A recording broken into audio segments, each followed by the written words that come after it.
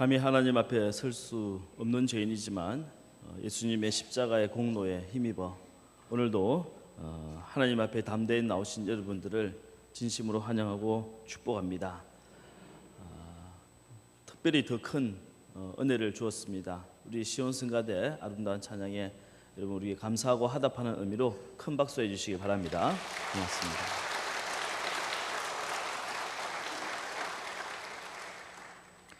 제퍼슨 베스키라고 하는 분이 쓴 종교는 싫지만 예수님은 사랑하는 이유라는 책이 있습니다.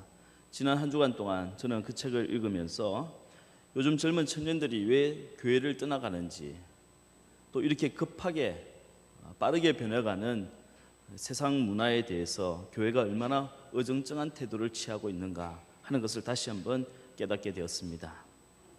이 책의 저자인 제퍼슨 베스키는 어릴 적부터 습관적으로 교회를 다녔던 그런 정형적인 문화적인 그리스도인이었습니다. 교회를 습관적으로는 다니지만 예수님을 만난 적도 없고 고로 믿음도 가지지 못한 채로 늘 교회에 대해서 회의적이고 믿는 사람에 대해서 부정적인 생각을 가졌습니다. 대표적인 예로 이분이 고등학교를 애리조나주에 있는 한 미션 스쿨에 다니게 되었는데요. 그 학교에서 야구부 선수였다고 합니다.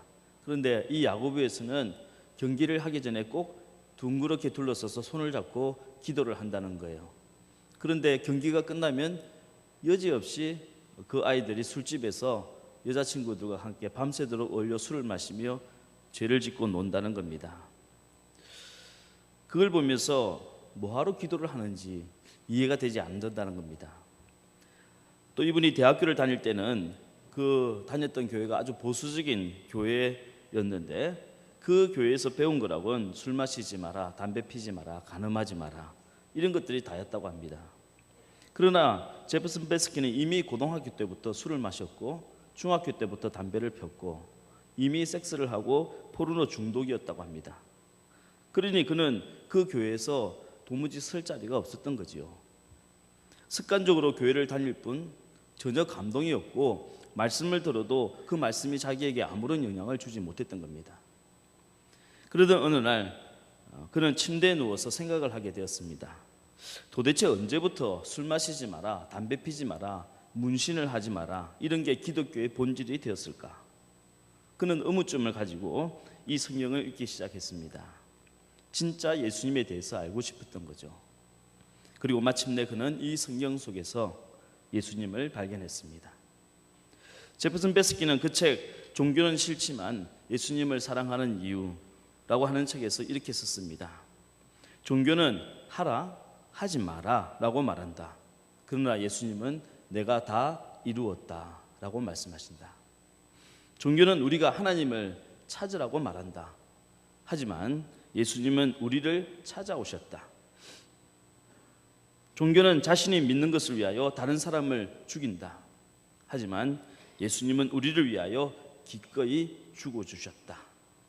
이 얼마나 좋은 소식인가.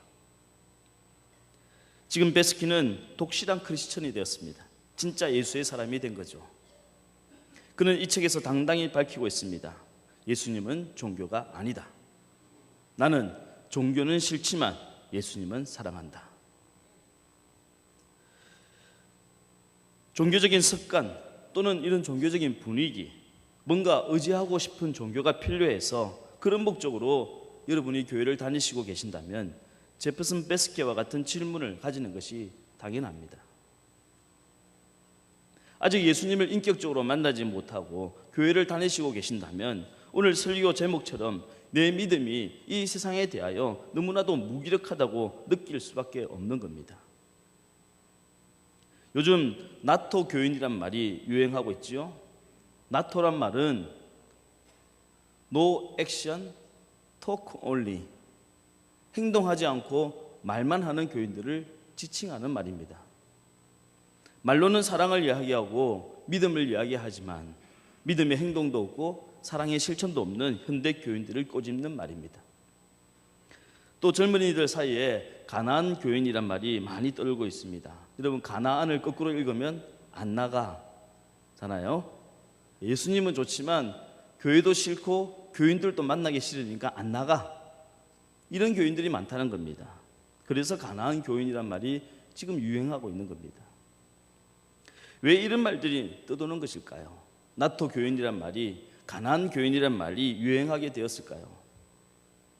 그것은 그 속에 복음이 없는 교회, 그 마음속에 예수님이 없는 성도들, 이것들이 우리의 믿음을 세상에 대해서 이렇게 아무 힘도 쓰지 못하는 무기력한 존재로 만들지 않았던 겁니까? 아니, 남이 아니라 내 자신에 대해서도 확신이 없는 이유가 아닐까요? 15년 전쯤에 태국과 미얀마 국경 사이에 어느 작은 시골 마을에 갔던 적이 있습니다. 그 작은 시골 마을에 조그만 바나나 잎으로 만든 온두막과 같은 집 안에서 정말 어디서 온지도 모를 수많은 사람들이 빼곡히 모여 앉아, 쭈그려 앉아 함께 예배를 드렸던 적이 있습니다. 한여름에 찌는 듯한 더위 때문에, 사람들 몸에서 풍겨나오는 그 쾌쾌한 땀냄새 때문에 정말 악취를 견디기 힘들고 더위를 견디기 힘들어서 저는 솔직히 말씀드리면 예배 도중에 좀 뛰쳐나갔으면 좋겠다 하는 생각을 가질 정도였습니다. 우리는 그날 하나님은 어떤 분인가 하는 주제로 말씀을 나누고 있었는데요, 저는 신학교에서 배운 아주 간단하고 단순한 교리로 하나님에 대해서 몇 가지 설명했고, 함께 간 현지인 선교사가 그들의 방언으로 통역을 해주고 있었습니다. 사람들 이마에 땀이 줄줄 흐르고 있습니다. 아무리 쫓아도 어디에 와서 물어뜯는지, 모기떼가 얼마나 물어뜯는지 쫓아내도 끝이 없는 겁니다. 게다가 정말 처음 맡아보는 그 특유한 땀냄새 때문에 견딜 수가 없었습니다. 저는 속으로 기도했습니다. 하나님, 빨리 예배 끝나고 나가게 해주세요. 그렇게 간단하게 학교에서 배운 대로 하나님은 창조주이시고 구원자이시고 심판주이십니다. 이렇게 몇 가지 설명하고 예배를 끝마치고 이제 기도를 하고 예수님 이름으로 기도합니다 마치고 일어서서 나가려고 하는데, 어린 아기를 안고 있던 한 젊은 엄마가 저에게 물어봤습니다. 그런데 그 예수님은 도대체 어떤 분입니까? 하나님이 어떤 분이란 건 알겠는데 그러면 예수님은 누구십니까? 왜 당신은 그 예수의 이름으로 구하는 겁니까? 저는 그날 너무 큰 충격을 받았습니다. 저는 어릴 적부터 평생 예수를 믿어왔습니다. 아니, 믿어왔다고 생각했습니다. 그래서 신학교를 나갔고 그 당시 이미 교회를 개척해서 섬기고 있었습니다. 그런데 저에게 단 한 번도 그런 질문을 한 사람이 없었습니다. 아니, 제 스스로에게 저는 물어본 적이 없습니다. 도대체 예수님은 누구신가? 왜 예수를 믿어야만 하는가? 왜 예수의 이름으로 구하는 것일까?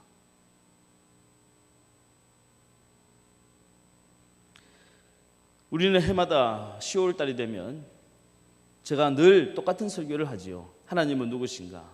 예수님은 누구신가? 왜 예수님을 믿어야 하는가? 몇 년 전 어떤 교인이 저에게 이렇게 좀 흥분된 상태에서 문제 제기를 했습니다. 목사님, 해마다 늘 똑같은 그 설교를 계속 들어야 합니까? 제 대답은 분명합니다. 예, 그렇습니다.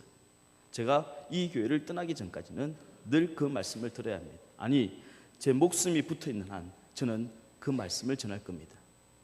그런데 그 전에 제가 정말 궁금한 것이 있습니다. 당신은 예수님을 만났습니까? 당신은 정말 예수님을 믿고 계십니까? 15년 전 그 원두막 집에서 우리는 예수님은 누구신가에 대해서 진지하게 말씀을 나누고 있었습니다. 그리고 그 순간만큼은 신학계에서 배운 그런 단순한 교리가 아니라 내 마음속에서 울려 나오는 성령님의 음성을 전하기 시작했습니다. 그리고 그날 그 집에 있던 바나나 집으로 지었던 그 온두막 집의 주인이 말씀을 나누는 도중에 눈물을 글썽거립니다. 집 밖으로 뛰어나가더니 저는 도대체 왜 저러나 저분이. 그런데 집에서 키우던 짐승을 죽여서 그 피를 대하여 받아왔어요. 그리고 그 피로 문 입구에 위에다가 그 피로 붉은색 십자가를 그렸습니다.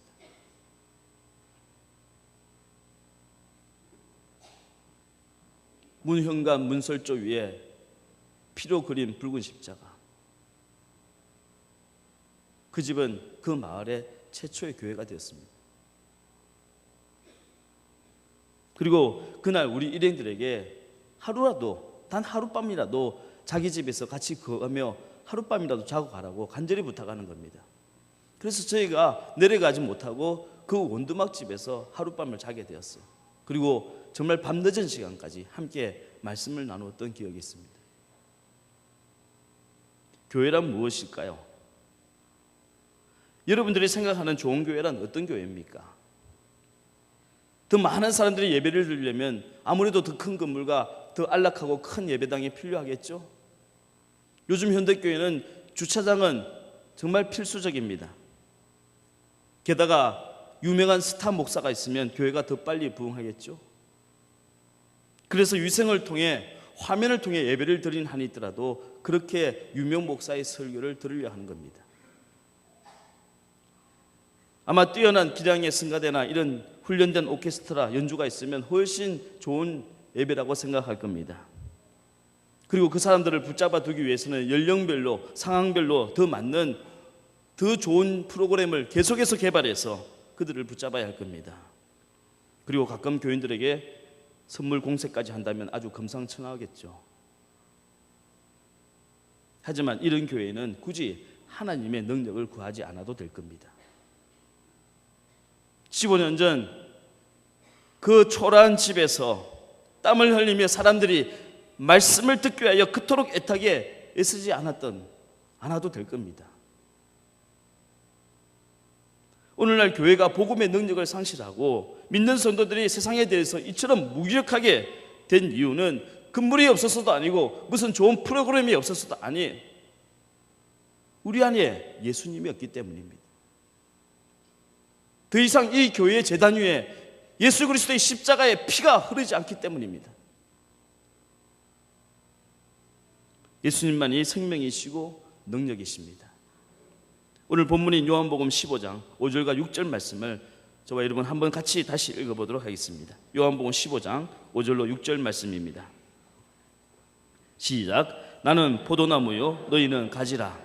그가 내 안에 내가 그 안에 거하면 사람이 열매를 많이 맺나니 나를 떠나서는 너희가 아무것도 할 수 없습니다. 사람이 내 안에 거하지 아니하면 가지처럼 밖에 버려져 마르나니 사람들이 그것을 모아다가 불에 던져 살아나니라. 자, 여러분, 포도나무는 이스라엘에서 감람나무와 무화과나무와 함께 이스라엘을 대표하는 3대 과일나무입니다. 그런데 이 포도나무는 두 종류가 있어요. 참 포도나무와 들포도나무가 있는 겁니다. 참 포도나무는 맛있는 열매가 맺혀져서 사람들을 즐겁게 하고 그 열매로 포도주를 담그기도 하고 약을째를 만들어 아픈 사람을 위해서 쓰기도 합니다.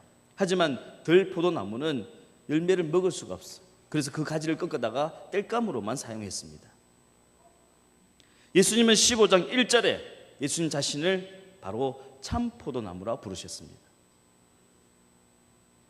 나는 참 포도나무요 내 아버지는 농부라. 그리고 교회와 성도는 가지라고 말씀하셨습니다.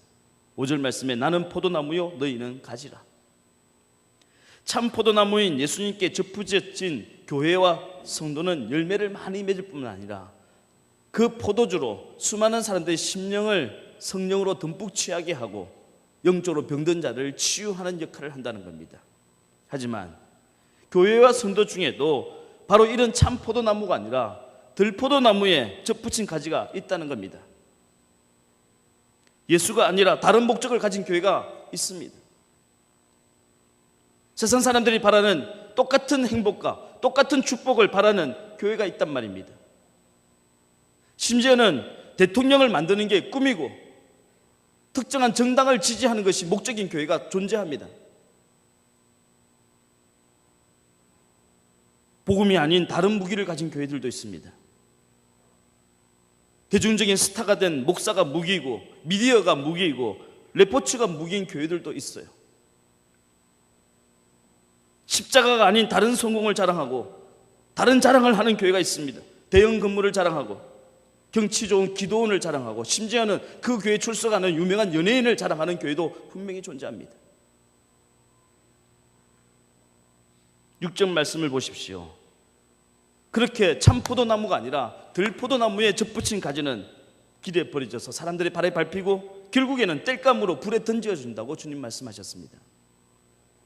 6절 말씀에 사람이 내 안에 거하지 아니하면, 참 포도나무인 예수께 접붙이지 아니하면 가지처럼 밖에 버려져 마르나니 사람들이 그것들을 모아다가 불에 던져 사르느니라. 들포도나무에 접붙인 신앙들, 예수님이 아닌 다른 목적을 가진 믿음들, 십자가가 아닌 다른 성공을 구하는 교회들, 여러분, 이런 존재들에게 이 말씀은 얼마나 두려운 말씀입니까? 모아다가 불에 던져버린다니, 이 얼마나 참혹한 말씀입니까? 하지만 참 포도나무에 접붙여진 가지는 나무의 생명력으로 말미암아 반드시 열매를 맺게 된다는 겁니다. 열매는 가지에 매달리지만 그 열매를 자라나게 하는 것은 포도나무입니다. 포도나무는 안으로부터 성장해 오는 것입니다. 그래서 성장하고 열매 맺는 것이 눈으로 겉으로는 잘 보이지 않는다 하지만 나무의 내적인 생명력으로 말미암아 반드시 그 가지에 열매가 맺히게 된다는 겁니다. 성령님은 우리의 영혼 안에서 일하십니다. 눈에 보이는 입신이나 방언을 하는 것이나 예언이나 신유하는 것, 이것은 성령님의 역사가 아닌 것은 아니지만 이것은 극히 부부적인 것에 지나지 않는 겁니다. 진짜 성령님이 하신 일은 뭐냐? 우리의 심령 속에서 예수 그리스도의 거룩한 성품이 자라나게 하는 겁니다. 우리의 마음 속에서 우리의 심령에 끊임없이 질문하시고 끊임없이 도전하시고 그래서 끊임없이 깨닫게 하셔서 우리 속에 나도 모르게 예수 그리스도의 심령이 자라나게 하시고 그리스도의 거룩한 성품으로 열매 맺게 하시는 것이 성령의 역사인 겁니다. 보이지 않게 역사하신단 말입니다. 여러분, 초대교회를 한번 상상해 보십시오. 제자들은 마치 폐잔병처럼 도망자들처럼 다락방에 숨어 웅크리고 있었습니다. 그들 대부분은 갈릴리 지방의 촌뜨기들입니다. 그러니 뛰어난 설교가나 유명한 스타가 된 목사는 꿈도 꾸지 못하죠. 물고기나 잡는 그들로서는 예루살렘과 같은 그런 대도시에 할 수 있는 일이 없는 겁니다. 그들 120명의 제자들은 자신이 할 수 있는 것이 아무것도 없었기에 하나님의 능력을 의지하며 간절히 기도했던 겁니다. 예수님께서 보내주시겠다고 한 그 보혜사 성령님을 간절히 사모하며 기다렸던 겁니다. 그리고 마침내 성령님께서 그들에게 임하실 때 그들 마음속에 있는 두려움과 나약함은 사라지고 남들 모르게 숨어서 예수를 믿었던 그들은 이제 담대히 나아가 예수의 이름을 전하기 시작했던 겁니다. 예루살렘에 모여있던 수많은 사람들, 각기 이방의 사람들이 다 알아들을 수 있도록 다른 이방의 언어로 말하기 시작했습니다. 뜻밖의 만남을 통해 지경이 확장됩니다. 빌립은 뜻밖의 에티오피아의 내시를 만나 그 복음이 이제 아프리카까지 전해지게 됩니다. 더 놀라운 사실은 절대 변하지 않을 것 같았던 바로 그 사람이 변한 겁니다.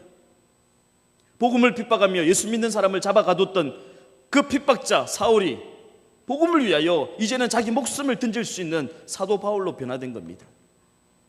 그런데 여러분, 초대교회에 이와 같이 역사하셨던 성령님은 이제는 더 이상 일하시지 않는 건가요? 그 기력이 쇠해서 이제는 성령님이 늙으셔서 더 이상 일할 수가 없게 된 건가요? 아니죠. 사실은 우리가 성령님의 일하시는 것을 원치 않는 겁니다. 우리는 우리 식대로 해보기를 원하고 내 방법대로 해보기를 원합니다.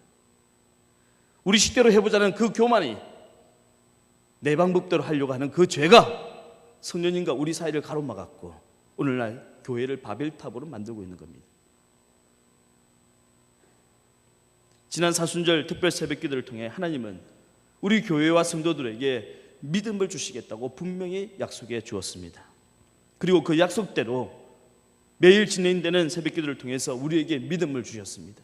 그 믿음으로 하늘문이 열렸고 그 믿음으로 병든 자들이 고침을 받았고 그 믿음으로 믿지 않는 남편들이 돌아왔습니다.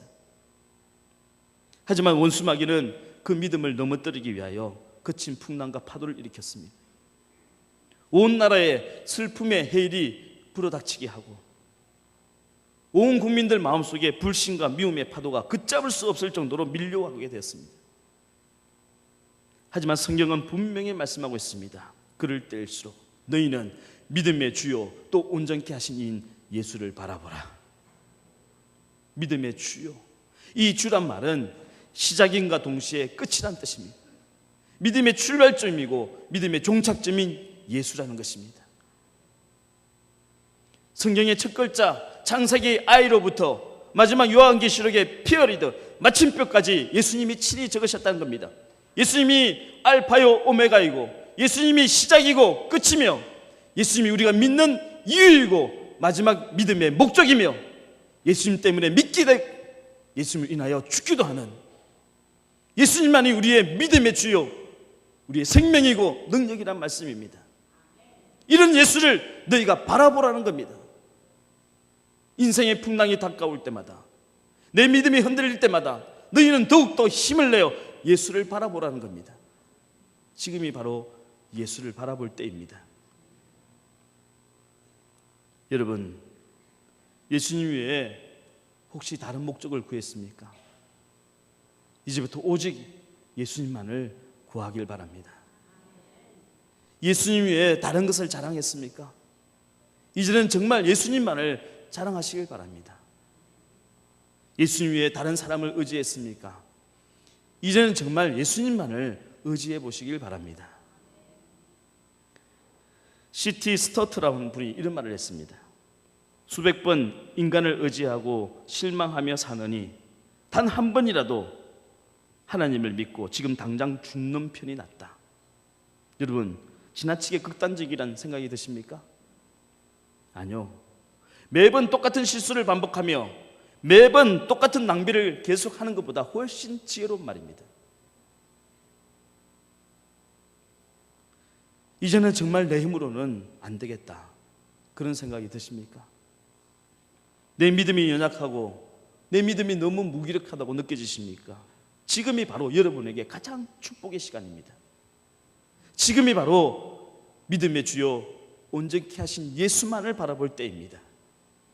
오히려 예수님 없이도 여전히 잘 살 수 있는 사람, 바로 그 사람이 정말 불행한 사람인 겁니다. 두 번째, 능력 있는 믿음이란 내 안에 말씀이 역사하는 것을 말합니다. 제가 늘 설교 때마다 예수님께서 여러분 마음속에 계십니까? 예수님이 내 마음의 주인이십니다 라고 말씀을 전할 때마다 아마 여러분 그런 생각이 드실 수도 있습니다. 도대체 예수님이 내 안에 있다는 게 뭘 말하는 걸까? 내 안에 예수님 계신다는 것을 어떻게 증거할 수 있을까? 그 확실한 증거는 뭔가? 여러분, 예수님께서 내 안에 계신다는 가장 확실한 증거는 하나님의 말씀이 내 마음을 두들긴다는 겁니다. 말씀이 내 마음을 때리는 것이, 내 마음의 문을 두들기는 것이 주님이 내 안에 계신다는 가장 확실한 증거입니다. 자, 오늘 본문 요한복음 15장 7절과 8절 말씀을 다시 한번 읽어보도록 하겠습니다. 7절과 8절 시작. 너희가 내 안에 거하고 내 말이 너희 안에 거하면 무엇이든지 원하는 대로 구하라. 그리하면 이루리라. 너희가 열매를 많이 맺으면 내 아버지께서 영광을 받으실 것이요 너희는 내 제자가 되리라. 아멘. 여러분, 히브리 문맥상 첫 번째 등장하는 동사가 이것이 본동사이고 명령형이고 가장 중요합니다. 그리고 나머지는 그 결과입니다. 다시 말해, 내 말이 너희 안에 거하라. 말씀이 너희 속에 거하면 어떻게 되느냐? 세 가지 결과가 나옵니다. 첫 번째, 기도 응답을 받는다는 겁니다. 내 정욕으로 구하는 기도는 응답을 받을 수 없지만 하나님의 말씀이 내 안에 계시면서 그 말씀으로 기도할 때 응답을 받는다는 겁니다. 내 말이 너희 안에 거하면 무엇이든지 원하는 대로 구하라. 그리하면 이루리라. 두 번째, 하나님께 열매로 영광을 돌린다는 겁니다. 우리는 내가 하는 일이 잘한 일이고 내가 하는 일이 착한 일이라고 생각하지만 하나님은 그렇게 보지 않습니다. 말씀이 충동해서 하는 일이 선한 일입니다. 말씀이 하라 해서 순종하신 일이 좋은 일인 겁니다. 사람 볼 때 그 사람 참 좋은 사람이야, 하나님은 그걸 인정하는 것이 아닙니다. 하나님의 말씀이 나에게 이끌어가서 그 말씀에 순종할 때 하나님은 그것을 굿, 좋은 일이라고 부른 겁니다. 그것을 통해 하나님은 영광을 받으신다는 겁니다. 셋째, 예수님의 제자가 됩니다. 오늘 말씀에 너희는 내 제자가 되리라. 여러분, 세상의 지식을 아무리 많이 알고 똑똑한 사람도 하나님의 말씀이 그 속에 없으면 제자가 될 수는 없습니다. 원래 감리교회란, 저희 교회가 감리교회죠. 감리교회란 말씀의 교회를 뜻합니다. 여러분, 감리교회를 여러분 주보도 보시면 알겠지만 영어로 메소디스트 처치라고 적습니다. 원래 이 메소디스트 처치를 한국어로 번역하며 감리교회로 번역한 건데요, 이게 사실은 가장 큰 실수이고 오역입니다. 감리교회란 말 그대로 감독이 치리하는 교회란 뜻입니다. 하지만 여러분, 메소디스트란 말에 어디 그런 뜻이 담겨져 있습니까? 메소디스트란 말은 영어 사전에 찾아보면요, 원리 원칙대로 하는 사람, 법대로 하는 사람을 뜻합니다. 하나님의 말씀인 이 성경대로, 이 말씀대로 사는 사람을 메소디스트라고 부르는 겁니다. 이게 도대체 감독의 치리하고 무슨 상관이 있습니까? 메소디스트란 말의 원래 어원은 로마 시대에 있습니다. 로마 시대에 병든 사람이 의사에게 찾아가면 처방전을 적어줍니다. 그 당시 처방전이라는 것은 약이 아니라 대개 무엇을 먹어라, 무엇을 먹지 말라 하는 것이 처방전입니다. 당신 몸이 이러니 민들레 씨앗과 파를 드시오, 이게 처방전입니다. 메소디스트란 이 의사가 써준 처방전대로만 먹는 사람을 말하는, 지칭하는 말이었습니다. 여러분 생각해 보십시오. 의사가 민들레 씨앗이랑 파를 드십시오 라고 처방전을 적었다고 해서 삼시세때를 어떻게 민들레 씨랑 파만 먹고 삽니까? 고기도 먹고 술도 마시고 뭐 떡도 먹고 해야죠.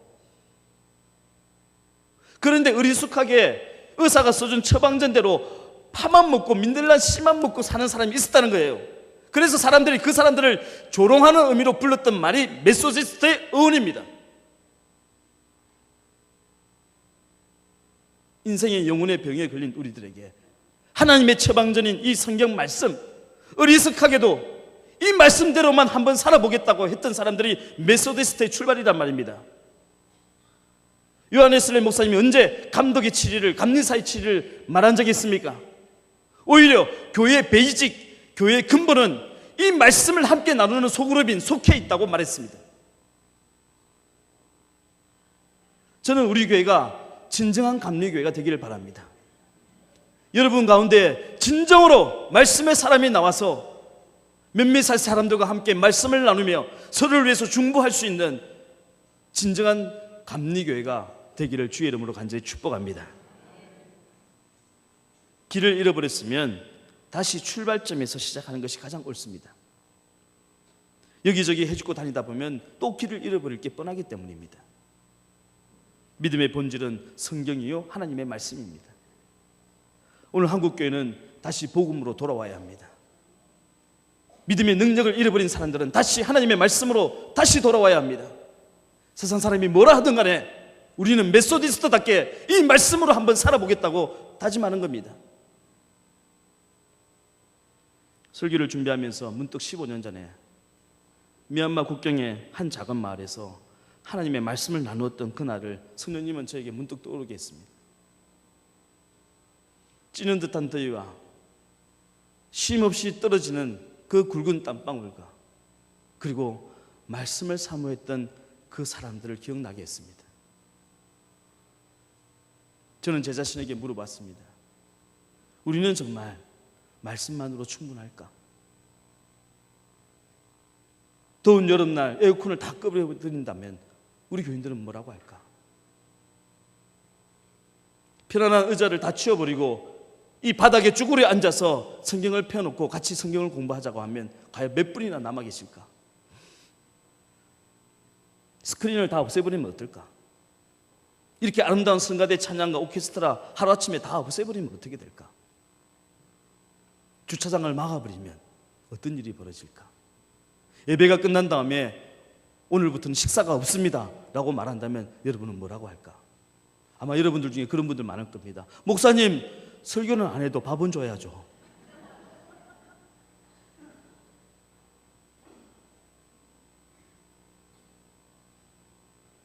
근데 성령님께서 저에게 깨닫게 해주셨어요.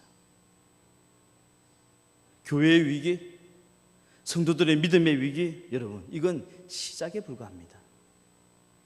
앞으로 더 큰 거대한 세상에 어마어마한 세상 문화의 물결이 걷잡을 수 없이 밀려 들어올 겁니다. 교회는 더 표류할 것이며 성도들의 믿음은 더 흔들릴 겁니다. 메소디스트, 말씀의 교회가 아니고서는, 복음의 사람이 아니고서는 이 거대한 세상의 물결에 밀려 벼랑 끝까지 내몰리게 될 겁니다. 제가 너무 암울한 이야기를 하나요? 피하고 싶은 것입니까? 예수님은 말씀을 알기만 하고 그 말씀대로 살지 않는 사람을 일컬어 히포크리테스라고 불렀습니다. 우리 성경에 외식하는 자라고 번역됐습니다. 이 히포크리테스는 원래 로마의 야외 극장에서 얼굴에 하얗게 분칠을 하고 연기를 하는 전문 배우를 뜻하는 말입니다. 말씀만 알기만 하고 그 말씀대로 살지 못하는 당시 바리새인과 서기관을 향해서 예수님께서 하신 말씀이 연기자라고 불렀습니다. 그들이 외워서 없는 대사와 그들 마음의 뜻이 다르다는 겁니다. 하나님께서 이 말씀이 저에게 너무나도 두려운 깨달음을 주셨어요. 저는 어릴 적부터 성경을 알았고 성경을 외워왔으며 신학을 공부하고 미국에도 유학을 다녀왔지만 과연 이 말씀이 내 안에서 강력하게 역사하고 있는가? 내 입으로는 복음을 전하고 있지만 내 속으로는 탐욕을 꿈꾸고 있지는 않는가? 나는 설교로 연기하는 배우가 아닌가?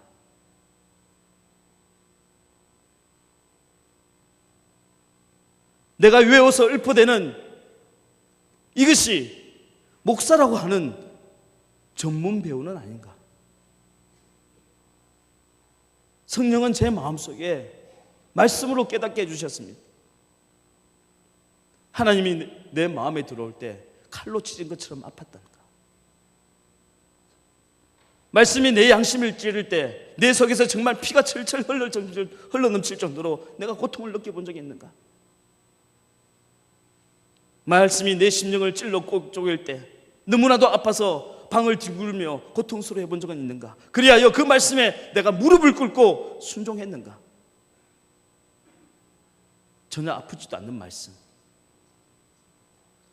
내 마음을 치지도 못하는 말씀이 과연 살아있는 말씀인가? 여러분, 하나님의 말씀은 절대로 여러분을 편하게 내버려 주지 않습니다.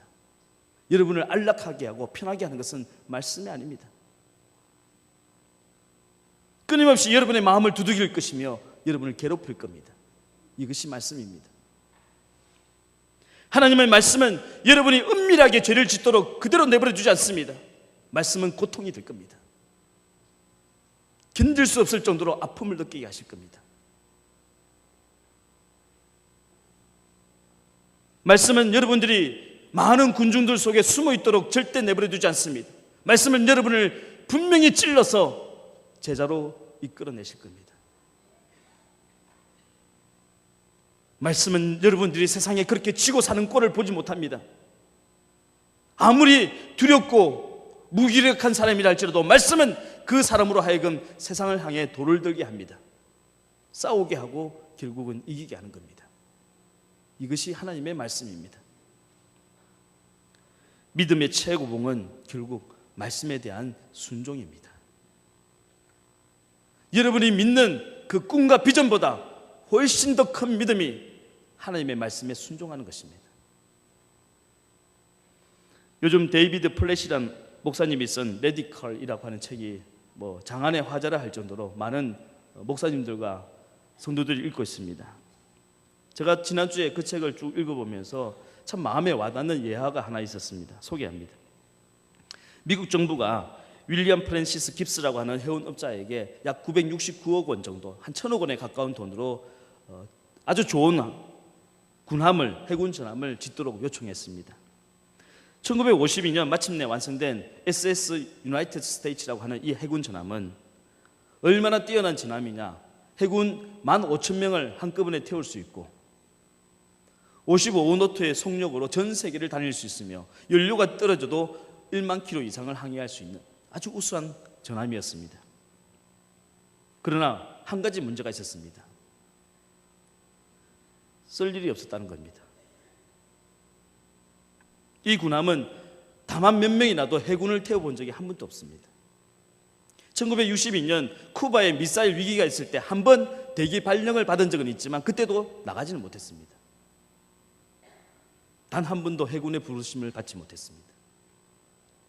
결국 이 무적 함대는 퇴역할 때까지 20년 동안 부자들과 헐리우드의 유명 인사들을 태우고 대서양을 항해하며 관광하는 유람선으로 쓰였습니다. 객실을 화려한 침대로 꾸미고 곳곳에 극장과 수영장과 술집과 카지노를 만들었습니다. 전쟁 중에 15,000명의 해군을 태우는 대신에 편안하게 대서양에서 관광을 즐기는 몇몇의 부자들의 허영심을 채우는 수단으로 사용됐습니다. 이 전함은 44노트의 속력으로 전 세계를 항해하도록 지어졌지만 10노트 이상으로 항해한 적이 단 한 번도 없다고 합니다. 왜? 부자들은 여행할 때 서두를 필요가 없기 때문입니다. 저는 이거를 읽으면서 마음이 얼마나 아팠는지 모릅니다. 오늘날 변질된 복음과 변질된 교회에 대해서 생각하지 않을 수가 없습니다. 하나님은 영혼을 구원하는 영적인 전쟁터에 참여하도록 이 교회를 지으셨는데 우리는 세상 가운데서 편안하고 안락한 여행을 즐기고 있는 겁니다. 세상의 악과 이길 복음이라고 하는 강력한 무기를 주셨는데 우리는 이 말씀을 가지고 액자나 만들고 책갈피나 예쁘게 만들어서 갖다 팔고 있습니다. 전 세계는 아직도 45억에 이르는 인구가 지옥을 향해 걸어가고 있습니다. 매일 에브리데이 매일마다 26,000명의 어린이들이 기아와 질병으로 죽어가고 있습니다. 아시아의 모든 나라들마다 아시아의 90% 이상의 인구들이 집집마다 귀신을 숭배하고 있습니다. 저 캄보디아에는 전 인구의 25%가 단 3년 사이에 학살을 당했고 아직도 그 슬픔과 아픔을 누리고 있습니다.